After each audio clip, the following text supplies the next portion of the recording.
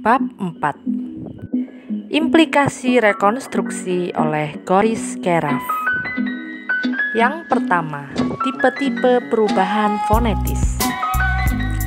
Saat merekonstruksi fonem-fonem proto, terdapat perubahan sebuah fonem proto ke dalam fonem-fonem bahasa kerabatnya, dan hal ini terbagi menjadi berbagai macam tipe. Yang pertama, yaitu pewarisan linier. Pewarisan linier adalah pewarisan sebuah fonem proto ke dalam bahasa sekarang, namun tetap mempertahankan ciri fonetis fonem protonya.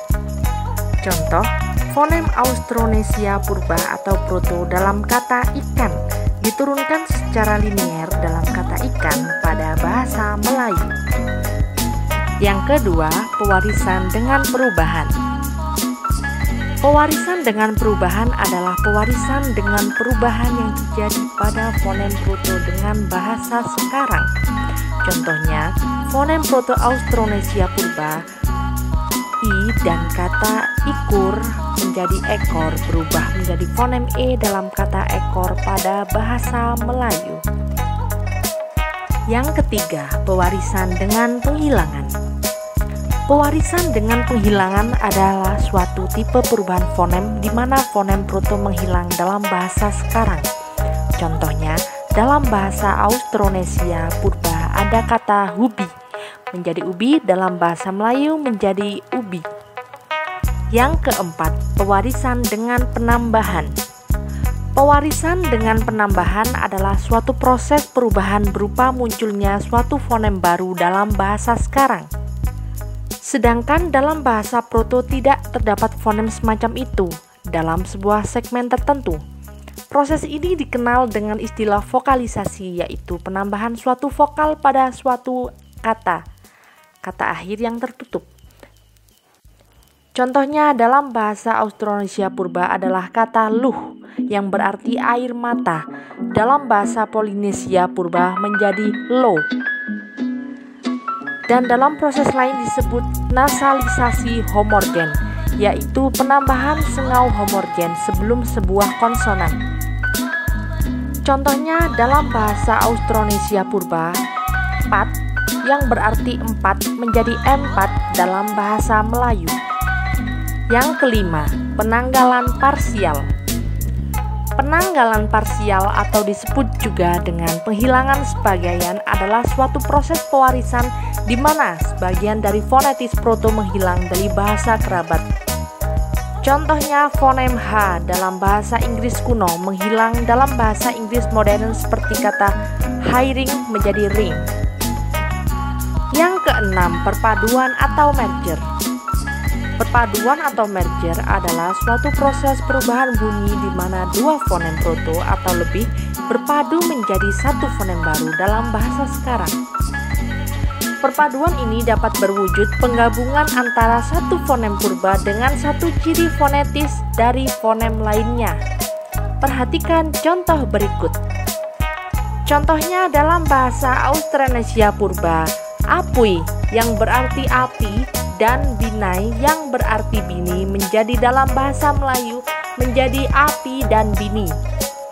Kemudian ada merger spasial atau disebut split parsial atau pembelahan sebagian, yaitu menurunkan sebuah fonem baru dan sebagian lagi bergabung dengan fonem lain tadi. Contohnya dalam bahasa Latin kuno terdapat fonem S dan R. Dalam bahasa Latin klasik ada fonem S yang diturunkan dari S dan ada fonem R yang diturunkan dari fonem R Latin. Contoh kata flos yang berarti kembang berubah menjadi R, yaitu floris dengan bentuk genitif. Yang ketujuh, pembelahan atau split. Pembelahan atau split adalah suatu proses perubahan fonem di mana suatu fonem proto membelah diri menjadi dua fonem baru atau lebih, atau suatu fonem proto memantulkan sejumlah fonem yang berlainan dalam bahasa kerabat atau dalam bahasa yang lebih mudah. Perhatikan contoh di bawah ini. Subbab kedua, macam-macam perubahan bunyi. Perubahan bunyi dibedakan menjadi 4, yaitu asimilasi, disimilasi, perubahan berdasarkan tempat, dan perubahan-perubahan lain. Yang pertama, asimilasi. Asimilasi merupakan suatu proses perubahan bunyi di mana dua fonem yang berbeda dalam bahasa Proto mengalami perubahan dalam bahasa sekarang menjadi fonem yang sama. Berdasarkan letaknya, yang pertama, bila fonem yang mengalami perubahan itu terletak sebelum fonem yang mempengaruhinya, maka perubahan itu disebut asimilasi regresif. Yang kedua, bila fonem berikutnya yang berubah dan disesuaikan dengan fonem sebelumnya, maka asimilasi semacam itu disebut asimilasi progresif. Berdasarkan sifatnya, asimilasi total terjadi bila kedua bunyi disamakan secara identik seperti diperlihatkan oleh contoh-contoh yang telah disebut di atas. Perhatikan contoh di bawah ini. Berikutnya, asimilasi langsung terjadi antara dua fonem yang berdekatan. Perhatikan contoh di bawah ini. Yang ketiga, harmoni vokal atau vowel harmony, seperti sering dijumpai dalam bahasa Finn, Hungar, dan Turki. Dalam bahasa Finn, fonem E dipakai untuk menyatakan kasus ilatif seperti masih terdapat dalam kata sihen yang berarti ke dalamnya. Tetapi dalam hal-hal lain, vokal sebelumnya mempengaruhi E dalam segmen hen, sehingga terjadilah asimilasi yang disebut harmoni vokal, misalnya pahan, yang berarti kepala. Berdasarkan penyesuaian fonemnya, yang pertama, palatalisasi adalah suatu proses perubahan yang terjadi atas konsonan K, yang berubah menjadi konsonan palatal karena pengaruh vokal depan, atau sebuah fonem dental menjadi fonem palatal karena sebuah vokal belakang. Perhatikan contoh di bawah ini. Berikutnya, labialisasi. Labialisasi merupakan suatu proses yang terjadi pada vokal. Dalam proses labialisasi, vokal-vokal berubah menjadi vokal bundar. Contohnya yaitu pada kata tuan terdengar bunyi W. Berikutnya, dalam bahasa-bahasa Semit dikenal pula suatu proses yang disebut proses faringialisasi, yaitu semacam asimilasi dalam tata bahasa tersebut dinamakan emfasis. Bentuk-bentuk yang diturunkan dari akar dengan emfasis akan mengalami proses faringialisasi dalam konsonan maupun vokalnya. Misalnya kata AB yang berarti ayah dalam bahasa Arab Mesir akan mengalami proses faringialisasi bila mendapat sufiks dualis dan pluralis. Sebaliknya, kata Umi atau yang berarti ibu tidak mengalami faringialisasi oleh Hellman 1964 halaman 166. Asimilasi dapat juga terjadi dalam pengucapan vokal. Bila ada sekelompok vokal yang berdampingan dengan konsonan-konsonan tertentu seperti Y dalam suatu bahasa, maka vokal-vokal di dekatnya akan berubah pengucapannya sesuai atau mendekati pengucapan vokal-vokal tadi. Berikutnya, disimilasi. Disimilasi merupakan proses yang berwujud perubahan serangkaian fonem yang sama menjadi fonem-fonem yang berbeda. Disimilasi terjadi karena rasa kelegaan. Dalam bahasa Ngaju, Dayak, urutan fonem sebagai berikut. Disimilasi juga merupakan suatu kecenderungan untuk menyederhanakan bentuk-bentuk yang ada sehingga efeknya terjadi bunyi-bunyi yang tidak sama. Misalnya, bunyi-bunyi yang dirasakan agak kompleks dalam contoh-contoh berikut akan mengalami penyederhanaan. Disimilasi juga mencakup proses menghilangnya sebuah segmen dalam sebuah bentuk penghilangan terjadi karena dua segmen yang sama yang berurutan dalam sebuah konstruksi disusutkan sehingga satu kali muncul. Peristiwa ini disebut juga dengan nama hapologi. Perhatikan contoh berikut ini.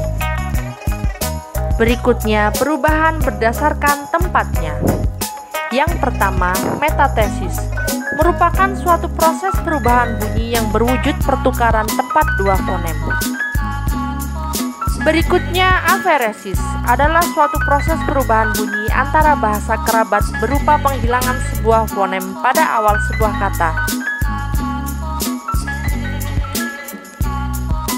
Yang ketiga, bila perubahan bunyi itu berwujud penghilangan sebuah fonem di tengah kata, maka disebut sinkop. Seperti halnya dengan aferesis, maka dalam bahasa Austronesia purba terdapat sejumlah kata yang akan mengalami perubahan dalam bahasa Polinesia purba. Berikutnya, apokop merupakan perubahan bunyi berupa menghilangnya sebuah fonem pada akhir kata. Dalam bahasa Inggris kuno, bentuk orang pertama tunggal pada kata kerja berakhir pada e, misalnya help atau berarti menolong. Protesis adalah suatu proses perubahan kata berupa penambahan sebuah fonem pada awal kata. Dalam bahasa Melayu dan Indonesia, kata-kata elang, emas, empat, empedu merupakan hasil protesis atas kata lang, emas, pat, dan pedu. Begitu pula dari kata Austronesia purba, embut diturunkan kata Melayu hembus. Apentesis atau mesogo adalah proses perubahan kata berupa penambahan sebuah fonem di tengah kata. Dalam bahasa Melayu, penambahan sengau homorgan pada sebuah konsonan merupakan gejala yang umum. Perhatikan contoh di bawah ini. Perubahan-perubahan lain. Ada beberapa perubahan-perubahan lain yang dapat terjadi dalam sebuah bahasa proto dan bahasa kerabat, yaitu monoftongisasi adalah suatu proses merger terjadi atas dua vokal proto dan mengubah kedua vokal itu menjadi sebuah vokal tunggal. Sebaliknya, bila suatu fonem proto dalam hal ini vokal berubah sehingga menghasilkan dua vokal, maka proses itu disebut diftongisasi. Proses terakhir ini boleh saja disebut pembelahan atau split, tetapi harus diingat pembelahan ini terjadi pada sebuah bentuk yang sama atau pada kata yang sama. Perhatikan contoh di bawah ini.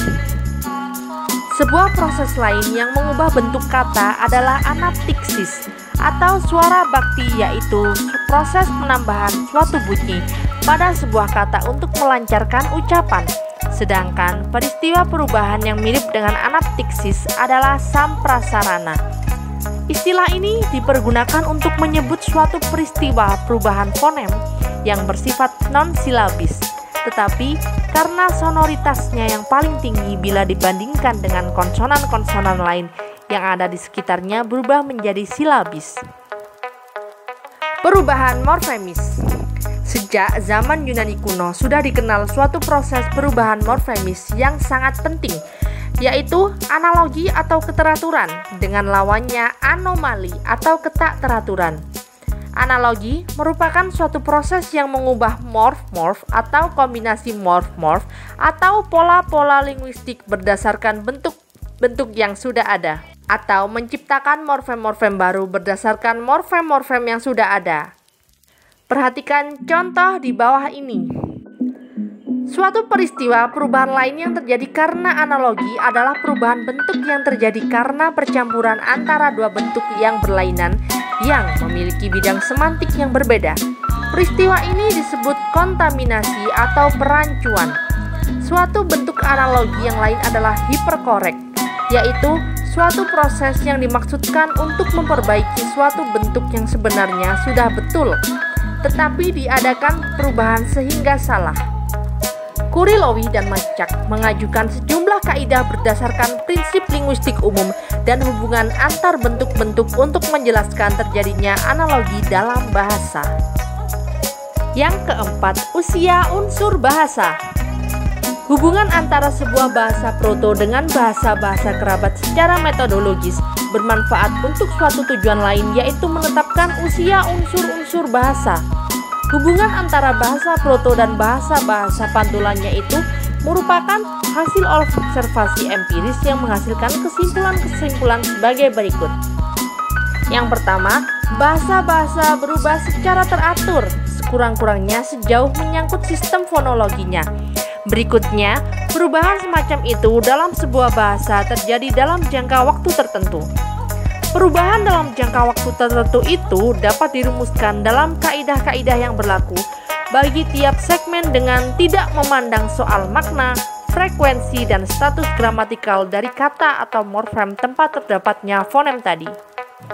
Berdasarkan uraian di atas, dapat ditarik kesimpulan bahwa berdasarkan korespondensi fonemis, kita dapat menentukan secara relatif usia dari unsur-unsur tertentu dalam suatu bahasa. Dalam menetapkan korespondensi fonemis untuk menentukan usia unsur-unsur bahasa, kita harus mempergunakan bahan-bahan linguistik deskriptif. 5. Status bentuk rekonstruksi.